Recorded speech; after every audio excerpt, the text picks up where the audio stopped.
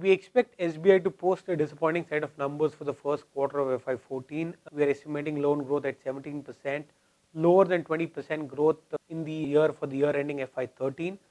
Deposit growth is likely to be lower than advances growth at 13-14%, as bank will continue to utilize the excess liquidity on the balance sheet to fund the credit expansion. NIMs are likely to be weaker and fall by 10 to 15 bips on sequential basis. The blended NIM could come in around at 3.2%. The domestic NIM will also reflect the same trend. That could come in around at 3.6%. International NIM is likely to be stable at 1.5% on a Q-on-Q basis.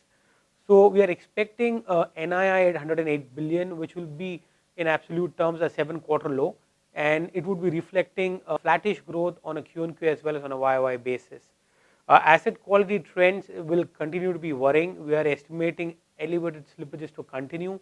Our estimate for fresh additions to NPLs, the delinquencies, is at about 72 to 75 billion, implying an annualized delinquency ratio of 2.8 to 2.9%. So we think that the gross NPL level could go up to 5% at the end of the first quarter. More importantly, we think that given the pressure on NII as well as on the other income, possibly the bank could actually provide less than commensurately in the current quarter, and we're estimating credit cost at about 110 bips, and that is why the net NPLs could show a much sharper spike as compared to gross NPLs. So net profit we are expecting at about 27.5 billion in the quarter, which again will be one of the lower numbers or one of the lowest numbers in many quarters for SBI, and that will be a decline of 20-25% on a YOY basis.